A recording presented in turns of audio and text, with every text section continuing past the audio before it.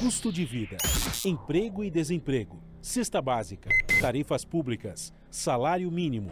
Agora, na Brasil Atual, a análise do DIEESE.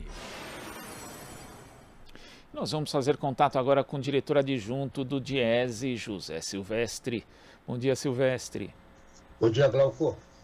Silvestre, os trabalhadores que têm conta no FGTS vão receber até o próximo dia 31 de agosto uma parcela do lucro obtido pelo fundo no ano passado. O Conselho Curador do FGTS aprovou na semana passada um repasse de 8 bilhões e 120 milhões de reais.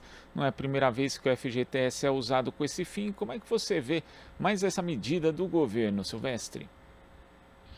Olha, Glauco, na verdade, essa medida, ou melhor, essa distribuição dos lucros do FGTS, ela já vem sendo tomada desde 2017, né?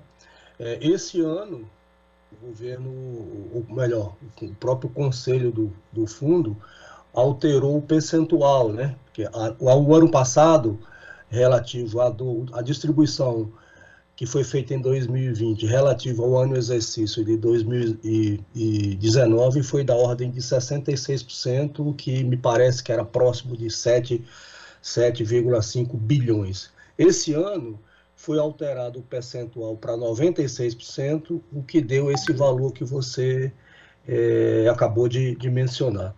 Eu acho que é uma medida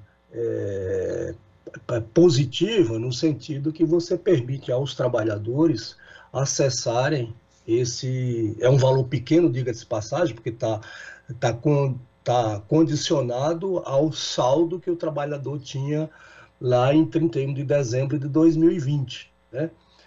Mas o rendimento do fundo é muito pequeno, né, Glauco? Então, quer dizer, para além do saque que os trabalhadores podem fazer naquelas condições especiais, como no período de aposentadoria, se o trabalhador, o seu dependente tem uma doença grave, como câncer, AIDS, no momento que o trabalhador é demitido sem justa causa, enfim. Então, me parece que é uma medida positiva, né, ter acesso a esse recurso. Que diga-se de passagem, né, Glauco, é um valor pequeno, porque vai depender do saldo que o trabalhador tenha lá em 31 de dezembro de 2020, por exemplo. Como você mencionou, esse tipo de iniciativa tem sido até comum desde ali do início do governo de Michel Temer, para justamente tentar incentivar de alguma forma também o consumo na economia, mas isso não tem surtido tanto efeito, já que o nosso ciclo econômico continua aí num estágio de depressão, digamos assim, né, Silvestre? Então, isso às vezes pode até dar um alívio momentâneo, mas as pessoas usam em geral esse dinheiro para saldar suas próprias dívidas e não exatamente para o consumo, por isso que acaba não estimulando a economia. Na verdade tem esse intuito, né, Glauco, de injetar algum recurso na economia, mas é muito pouco, né? Por exemplo, agora para os 8 bilhões e 120 milhões de reais, só a título de exemplo, por exemplo, um trabalhador que tinha, vamos assim, imaginar, um saldo de 5 mil na conta em 31 de dezembro, ele vai receber o correspondente a R$ 93, né? Então é muito pouco. E como a maioria das contas tem valores baixos, digamos assim, então você vai ter aí a estimativa que você tenha cerca de 88,6 milhões de trabalhadores recebam esses 8 bilhões e 120 milhões de reais. Então é um valor pequeno que acaba tendo um efeito muito, digamos assim, muito pequeno, né? Do ponto de vista de estímulo e de injeção de recursos na economia.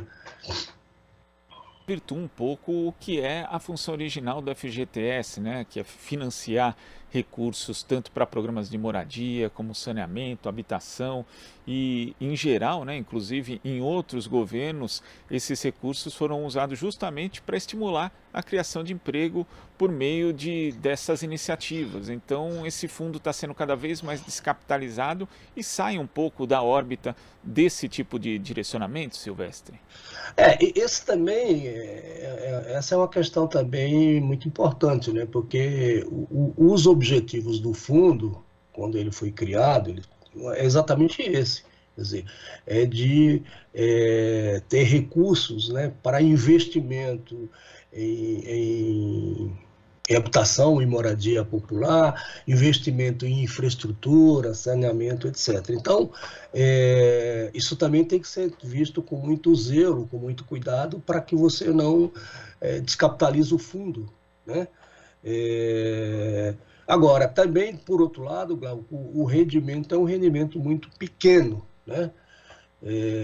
Esse ano, por exemplo, agora em relação a 2020, se nós considerarmos que a inflação oficial foi da ordem de 4,52, né?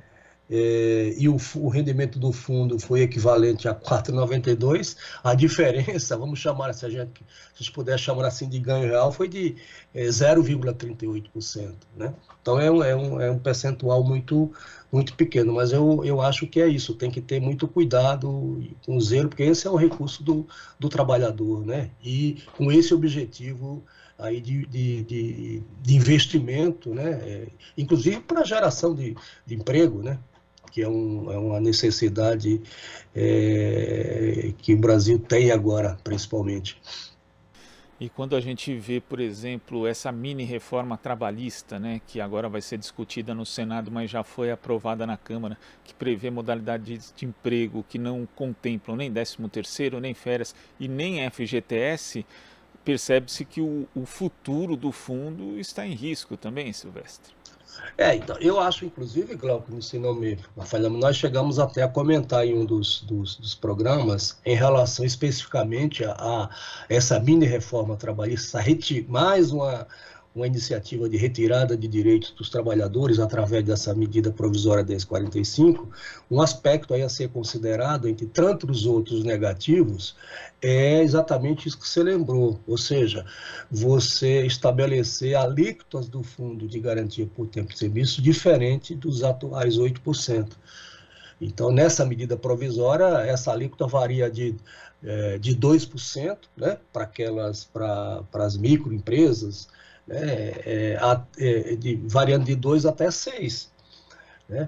O que exatamente pode comprometer, inclusive, a própria saúde financeira do fundo, né? Na medida em que esses recursos, dessas alíquotas recolhidas, são valores menores, né, do que os atuais 8%.